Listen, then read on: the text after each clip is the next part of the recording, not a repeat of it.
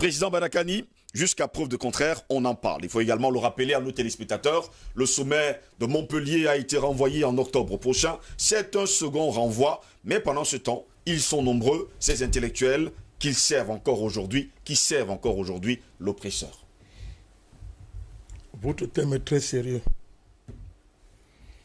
C'est un thème très sérieux parce que là, on est au cœur d'un enjeu qui, s'il est bien maîtrisé, nous fera faire des grands bons en plus de ce que nous avons déjà fait. On est obligé, pour répondre à votre question, de se livrer, ne serait-ce que sommairement, à un exercice de typologie. J'allais dire de typologisation. On est obligé, sinon ça ne sera pas clair. Et généralement, quand on parle d'intellectuel, qui sait, dans l'entendement général, dans notre contexte, du point de vue de ce qu'on appelle la pensée idéaliste, pour ne pas dire la pensée conservatrice, la pensée de la tradition des classes dominantes, l'intellectuel, c'est quelqu'un qui a pour activité essentielle les travaux intellectuels, l'esprit, les travaux de l'esprit. C'est quelqu'un qui a une grande faculté de manipuler les concepts, de les produire. Et ça donne essentiellement en termes d'activité à ce genre de boulot, de travail. C'est quelqu'un qui a la maîtrise, on peut dire comme ça, de la pensée logique. Je dis bien, ça c'est du point de vue de la pensée idéaliste, de la pensée conservatrice. On vous comprend parfaitement. Il y a plusieurs écoles dans cette affaire. Et toujours dans ce sens, vous avez même des travaux. Yam doit s'ouvrir quand je vais rappeler des gens comme Wallon, les Piaget, qui sont allés jusqu'à établir de manière entre guillemets scientifique la supériorité du travail intellectuel sur le travail manuel, c'est-à-dire qu'ils ont hiérarchisé le savoir-faire au point de classifier les êtres. Celui qui fait le travail intellectuel est un être supérieur. C'est-à-dire le savoir-faire intellectuel est supérieur à tous les autres savoir-faire dans la société. Il faut arriver à ce niveau. Et du coup, donc, on entre dans ce qu'on appelle l'élitisme, c'est-à-dire de l'intellectuel, du point de vue de la pensée bourgeoise, pour utiliser un lexique marxiste, la pensée bourgeoise, l'intellectuel, c'est une élite de haut niveau, qui manipule les concepts, qui produit des idées phares, c'est-à-dire qui sont censées produire la lumière. On dit phare, la lumière. Quand vous êtes un chauffeur en route, quand votre phare ne fonctionne pas, on ne peut pas conduire. Perdu. Mais quand le phare s'allume, la voiture, vous conduisez plus facilement. Vous voyez à quel niveau on classe l'intellectuel. Il a fallu attendre l'avènement de la pensée marxiste qui va opérer une révolution dans cette affaire, parce que d'abord, Marx va démontrer que les intellectuels, c'est un rapport avec les classes, avec l'appartenance des classes. C'est-à-dire un intellectuel, soit il travaille pour une classe sociale dominante qui domine la société, soit il travaille avec les classes opprimées pour les émanciper. C'est Marx qui va amener cette affaire-là, et il va faire une chose extraordinaire.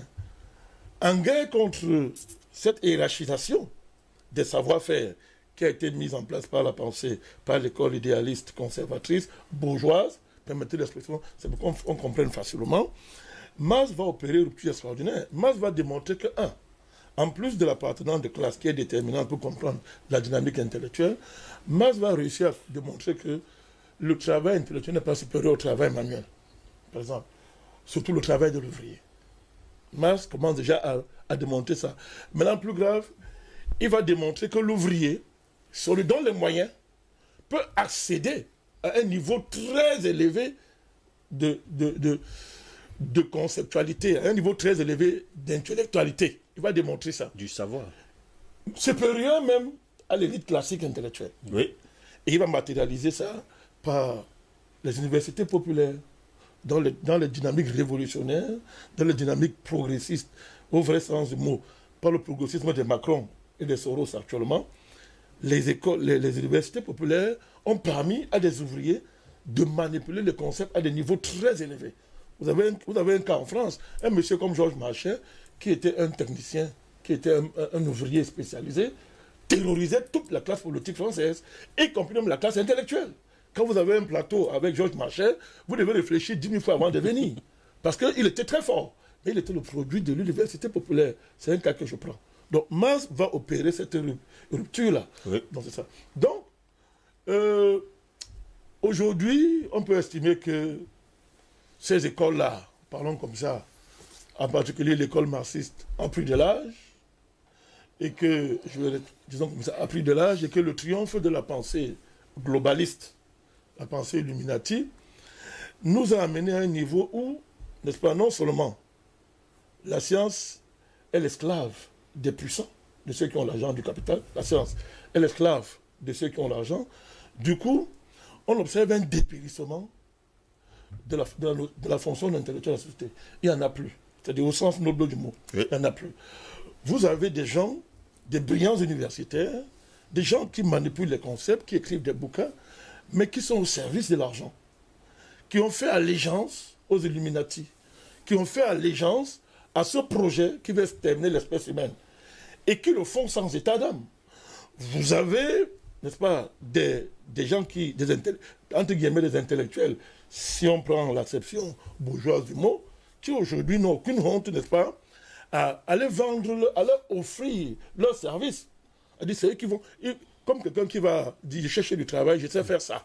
Ils vont offrir leur service à des gens comme Macron, à la tête de la France, pour coloniser l'Afrique de façon globale. C'est-à-dire qu'en fait, nous ramener à un niveau d'esclavage jamais vu dans l'histoire. Et ils vont se présenter en vendant leur titre d'intellectuel. Oui. Vous entendez ces gens-là. Donc aujourd'hui, la question de l'intellectuel se pose terriblement sur la table. Parce que nos sociétés en ont besoin, vitalement. On en a besoin. Mais malheureusement, les catégories traditionnelles qu'on nous a imposées, les conceptions traditionnelles de cette fonction qu'on nous a imposées, ça ne marche plus. Ça n'existe plus, ce genre d'intellectuel. Ça ne marche plus parce que la puissance de l'argent, les allégeances dans des sectes, les allégeances, même confessionnelles, toutes sortes d'allégeances aujourd'hui, qui sont coiffées par les Illuminati, ont fait qu'aujourd'hui, il est très difficile de revoir les nobles engagements qui nous ont fait rêver hier. Déjà, si on parle du cas de la France, des gens comme Sartre, si vous êtes de droite, vous pouvez apprécier Aaron, un tuteur de droite, mais on appréciait quand même ces combats, ces arts de la pensée qui avaient épousé des causes et où les gens allaient au-delà de leur vie. C'est-à-dire que leur vie n'était rien. La cause supplantait leur intérêt personnel. Et vous voyez des gens, n'est-ce pas, c'est-à-dire s'oublier et ne vivre que pour une cause. Et une cause qui fait avancer la société, pas n'importe quelle cause. Une cause noble. Une cause qui fait avancer la société au niveau qualitatif. Vous avez vu des gens qui ont, vous avez parlé de l'universel, des gens qui ont embrassé l'universel, c'est-à-dire qui pensaient l'humanité et qui produisaient des paradigmes, des idées, c'est-à-dire des idées qui ouvraient les perspectives, qui calmaient le cœur, qui donnaient de l'espoir aux classes qui souffraient sous l'oppression, qui démontraient que les puissances dominantes d'un temps ne sont pas un horizon indépassable, que c'est rien du tout, que c'est momentané, qu'elles vont tomber comme d'autres puissances sont tombées hier, et qu'il ne faut pas se laisser corrompre, se laisser avilir en recitant, en reprenant, n'est-ce pas, les projets de cette dominante-là, pour dire que le monde ne se réduit pas à une domination d'un moment. Vous voyez, que l'horizon intellectuel, ce n'est pas la domination intellectuelle d'une classe d'un moment. Ce n'est pas ce que les penseurs dominants d'un moment disent. Et vous savez, ces gens-là, ces lumières-là, on ne les voit plus, une gosse. Elles ont disparu. C'est ça le problème. Elles ont disparu. Donc, on a besoin aujourd'hui de l'intellectuel aujourd'hui. Et l'intellectuel, donc, il y a donc une confusion, je vais terminer par là, qui s'est installée et qui est entretenue. Dès qu'un gars fait des études universitaires, je n'ai rien contre. Au contraire, nous avons des brillants universitaires. On en a besoin. Attention, cette tribune n'est pas un endroit où on fait l'anti... Non, pas du tout. On n'est pas là pour ça. Un anti-intellectualisme primaire.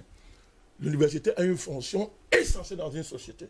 Mais, une fois qu'on l'a dit, de là à confondre un universitaire et un intellectuel, c'est un pas qu'on ne franchit pas. Ça n'a rien à voir. Je vais aller plus loin. Les diplômes ne confèrent pas à quelqu'un un statut d'intellectuel. Jamais dans l'histoire, le diplôme n'a conféré à quelqu'un un statut d'intellectuel. C'est vraiment très intéressant. Or, cette confusion, il faut comprendre, elle est entretenue savamment par un pays comme la France, dans le cadre de rapport avec l'Afrique, même les États-Unis partout, ils entretiennent ce système, et du coup, qu'est-ce qui se passe? La pensée, les universitaires, certains universitaires, je ne vais pas généraliser, les universitaires qui sont recrutés terrorise, domine le champ de la pensée, domine le champ de l'engagement intellectuel. Et par là, on brime, on anéantit des génies de l'engagement intellectuel qu'on va terroriser en mettant devant eux des gens qui ont 300 doctorats, 400 agrégations, mais pratiquement vides. Et qui, du coup, par là, sont présentés comme étant des intellectuels et qui sont capables de parler, n'est-ce pas, au nom de la société, au niveau de la pensée, au niveau de l'engagement, au niveau de la prise en charge des comptes.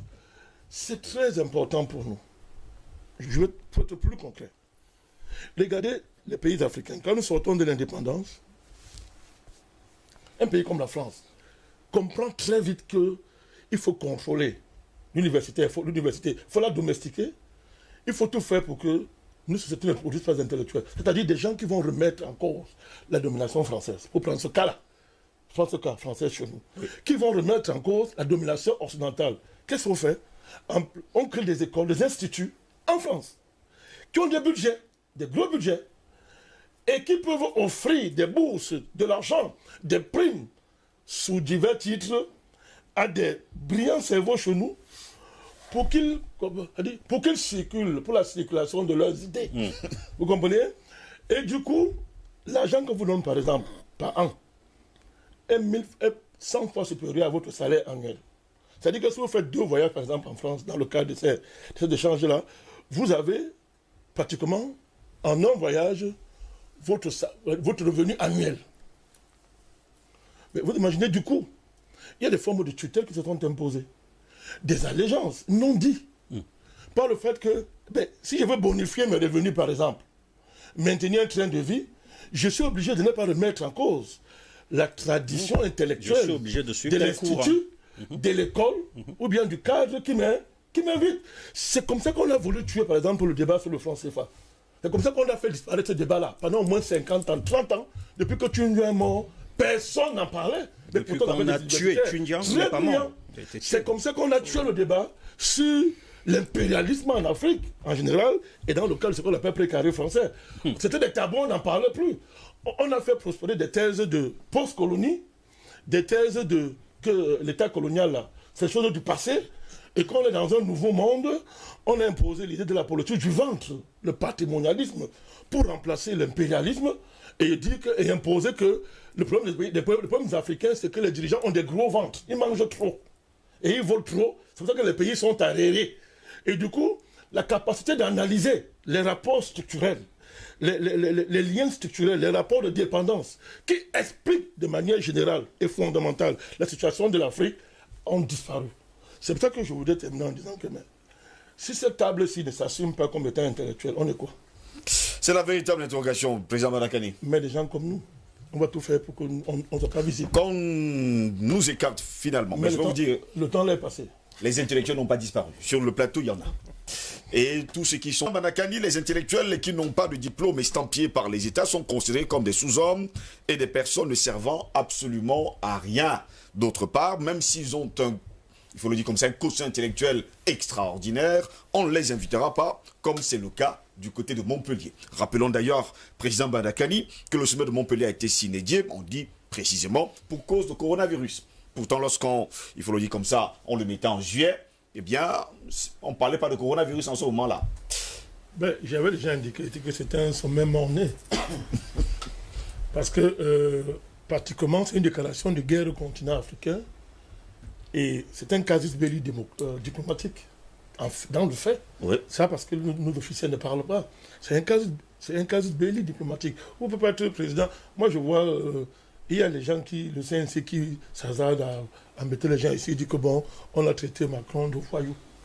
Mais comment vous qualifiez le comportement d'un président étranger qui s'ingère grossièrement dans les affaires intérieures des autres États, décide d'éliminer les interlocuteurs officiels élus par ces peuples-là, de les mettre de côté et de choisir ses interlocuteurs à lui.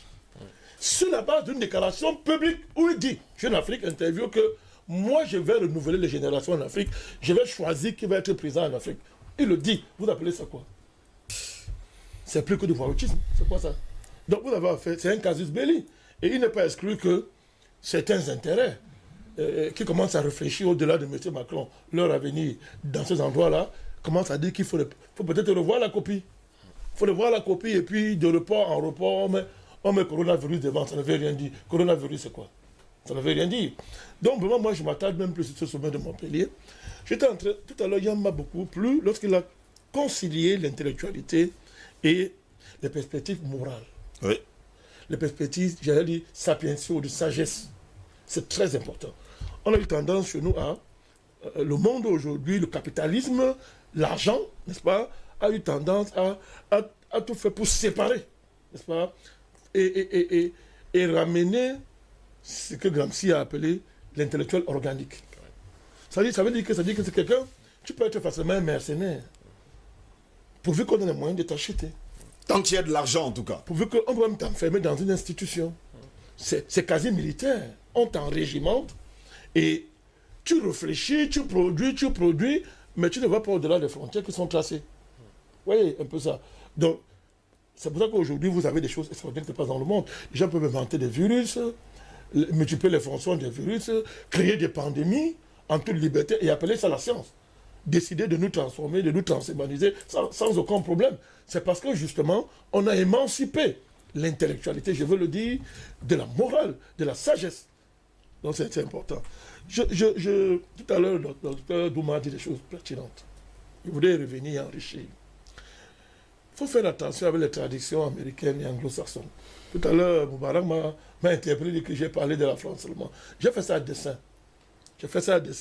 Il m'a rappelé l'histoire africaine en matière d'intellectualité. Taoutet, il n'est pas le seul. Ahmed Baba, il y a plein de grands penseurs. Le continent qui a tout produit, en termes de sciences, de philosophie et tout, il est évident que c'est lui qui a conduit les premiers pas de l'humanité vers l'intellectualité.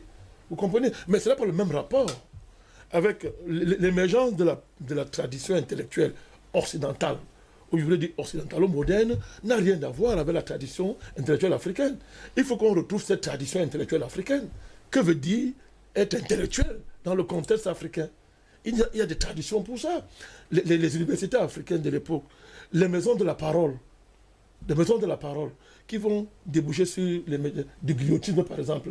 Mais c'était des hauts lieux de la pensée intellectuelle, où il y avait des débats contradictoires. Il y a une université camerounaise qui a fait un travail excellent dessus, Samem Bongo, qui a écrit des livres. Je demande de lire ça, où il répertorie ça très bien, il démontre ces choses-là très bien, pour dire que l'Occident n'a pas découvert l'intellectualité. Au contraire, nous savons très bien les rapports d'éducation, les rapports paternels qui ont lié l'Occident à l'Afrique pour les amener à l'intellectualité. Donc, quand j'ai convoqué ça, c'était pas parce que je voulais seulement parler de la France. Mais je vais faire une distinction. Les Américains, ils ont ce qu'ils appellent le pragmatisme. Pas le pragmatisme comme étant se concentrer sur... C'est pas le réalisme, non. J'ai dit au niveau de l'intelligence, au niveau de l'intellectualité, ils sont pragmatiques. Et c'est dangereux. Vous voyez que les Américains, par exemple, cette insistance sur tes véritables compétences, n'est-ce pas, peut produire de l'efficience, hein, en termes de productivité. Mais c'est corrompu à un autre niveau, où vous voyez qu'au niveau de la pensée générale, oui, vous avez les think tanks. Et les think tanks, généralement, n'est-ce pas, ont des problèmes de budget, de financement. Et ceux qui les financent, généralement, les donnent des agendas. Vous comprenez, les agendas. Et vous arrivez à un niveau où vous demandez comment un pays, n'est-ce pas, qui est une grande démocratie, entre guillemets, comme les Américains, supposés comme les États-Unis, peuvent faire ce qu'on a vu faire dans le monde. Des guerres, des choses horribles. Vous demandez où sont passés les intellectuels. Vous demandez s'ils ont eu un jour des intellectuels. Vous comprenez? Vous demandez un jour comme l'Angleterre, la France, est-ce qu'ils ont eu des intellectuels pour avoir des comportements qu'on voit dans le monde, et qu'il n'y a pas de voix dans ces pays-là qui remettent ça en cause puissamment et fortement. C'est-à-dire qu'ils pensent l'humanité au-delà de la France, au-delà de leur pays. C'est ça aussi, ça a à voir avec quand on parle intellectuel. Pourquoi? Parce que ça va au-delà de mon domaine personnel. Je peux être un brillant sociologue dans mon domaine, mais pas forcément un intellectuel. Parce qu'être intellectuel, ça dépasse ta personne. Ça dépasse généralement ton domaine spécifique. Pour embrasser l'universel, comme tu l'as dit quand tu introduisais. L'universel, comme l'universel, c'est quoi? Ce sont des valeurs suprêmes. Oui. C'est-à-dire que penser le sort de l'humanité, la destination des hommes, de la vie, les valeurs de justice, de vérité, penser l'hégémonie politique dans une société. J'ai parlé de ça. Vous voyez que l'hégémonie politique, quand il faut commencer à penser ça, c'est pas seulement ton métier, là. Tes connaissances, ton domaine où tu brilles. C'est vaste. Ça peut t'y conduire. Mais maintenant, quand il faut articuler, il a parlé des relations, des rapports. Tu mets en rapport les choses. Tu réfléchis sur les liens et tu rends ça intelligible à tous. Quand je m'engage en politique, je suis obligé de regarder plus vaste, d'élargir mon champ de vision. Penser la science. Penser la science. On nous fait croire aujourd'hui que la science c'est la technologie. Mais penser la science. Il y a une dérive faustienne qui est en train de tuer la science. Mais où sont les intellectuels pour en parler, mon cher Gauss? Ce sont des sujets échangés, puisqu'à la limite, on veut te vacciner sans ton avis. On veut te foutre un vaccin qui va te détruire. Et tu as des gens qui sont payés pour dire que c'est bon, alors que tout démontre que ce n'est pas bon. Et ces gens-là sont bardés. Ce sont des scientifiques, authentiques, dit-on. Bardés de diplôme, hein? Oui, qui ont fait leur preuve. Donc l'intellectuel, ce n'est pas seulement... Ça dépasse sa compétence personnelle. Ça dépasse sa personne. Il doit embrasser les causes universelles. La vérité, la justice, le destin de l'espèce humaine. Pensez Dieu. Quelqu'un vous a interpellé, pensez Dieu. Oui, l'intellectuel, on pense Dieu. Quelqu'un m'a dit, pensez l'absolu. Il faut penser Dieu. Remettre en cause ce que les forces, les puissances établies entendent par Dieu et veulent imposer ça, n'est-ce pas, au peuple. Veulent imposer à la société. L'intellectuel doit bousculer ça, mon cher Gauss. Vous voyez que l'intellectuel, il prend des risques. Hein. Il y a beaucoup de périls dans sa vie. Les rapports entre les nations. Pensez la guerre. La guerre. La guerre mobilise des gros intérêts. Des centaines, des milliards. Et l'intellectuel qui est contre la guerre, il prend des risques. Mais il faut qu'il y ait des gens qui pensent la guerre, qui produisent les concepts de la guerre de manière à nous démontrer que la guerre est inutile. Quand les puissances de l'argent nous prouvent que la guerre est inévitable, que la guerre c'est une bonne chose. Et économiquement rentable. Vous voyez donc que l'intellectuel, ça renvoie à une assise. Je reviens à ce qu'il m'a dit. Il y a une assise qui doit présider à la fonction d'intellectuel, à l'intellectualité. L'assise convoque des valeurs, convoque les valeurs quasi sacerdotales, pas au sens religieux du mot, les valeurs de consécration, l'élévation spirituelle, le don de soi, l'abnégation, c'est-à-dire prendre les risques pour les autres. Ça, il n'y a pas une école où on apprend ça. Pas du tout. Vous connaissez une école où on apprend ces valeurs-là? Non. Il n'y a pas une école où on apprend ça. C'est-à-dire pour se sacrifier pour les autres et faire avancer la société. Je voulais terminer avec... Merci beaucoup. Je termine avec votre question. Oui. Projet de pourquoi? Quand vous avez des sociétés établies qui ont eu à confronter les sommets de l'humanité, c'est-à-dire qui se sont élevés à des niveaux où ils discutaient avec le cosmos. C'est-à-dire les débats qu'ils faisaient, c'était les rapports entre la Terre et le cosmos. Ces sociétés connaissent des périls extraordinaires comme l'esclavage. L'esclavage, c'est quoi? C'est qu'on déconstruit tous les ressorts de la société. Et en particulier, sa capacité à produire l'intelligence, à produire l'intellectualité, à produire des génies intellectuels. Vous, des projets de longue... Ça a commencé là-bas. Ça ne s'est jamais arrêté avec la colonisation, le néocolonialisme, le colonialisme global. C'est-à-dire que j'appelle aussi colonialisme global cette élaboration stratégique qui consiste à anéantir toute émergence d'une véritable dynamique intellectuelle sur le continent. C'est un construit, c'est pensé. C'est comme Macron ferait en invitant les Mbembe et consorts, c'est pensé. Il y a les Tintan Dédé qui pensent ça. C'est pensé, c'est construit. Quand on détruit les universités au Cameroun et dans les pays africains, comme disait Père Yam, c'est pensé, c'est un construit. Lorsque l'université devient une administration qui est dirigée par un ministre, qui voit l'université comme étant son marchepied, une administration. C'est pensé, c'est un projet. Pour que là-bas, il n'y ait pas d'intellectuels. Et les diplômés, il n'y a pas d'intellectuels dans un contexte où on a besoin de déconstruire les valeurs dominantes. Hormis de cela, de renverser ces choses-là. Quand on sort même de l'université, il n'y a que des bars, hein, des boîtes de nuit. Des bars et des chambres de passe. Scientifiquement bien élaboré. Et des chambres de passe. C'est bien pensé, mon cher. Où on a une société, par exemple, il faut qu'on soit concret. Hein. Il faut déconstruire le FMI. Montrer que ce qu'il a fait là, c'est de la bêtise. Il faut déconstruire les puissances cléricales établies. Il faut déconstruire le système international. Il faut déconstruire des hégémonies. Mais quand on détruit l'université, quand on détruit l'école, quand on détruit toutes les infrastructures culturelles d'un peuple, qui sont le témoignage de sa grandeur, on fait quoi? C'est un construit, c'est un projet de longue date. Et ça aboutit donc quoi? À l'affaiblissement des esprits, M. Ngoz. Vous voyez, les esprits sont affaiblis. Les esprits forts ont de la peine à émerger. Tellement pour émerger, il faut prendre tellement de risques. C'est-à-dire, être intellectuel veut dire risquer la mort, tutoyer la mort tout le temps. Vous êtes conscient qu'on va diminuer les esprits. Il était important, n'est-ce pas, que je rappelle que c'est une construction sur de longue date qui est établie sur le continent et qui vise à empêcher toute émergence d'une véritable tradition intellectuelle.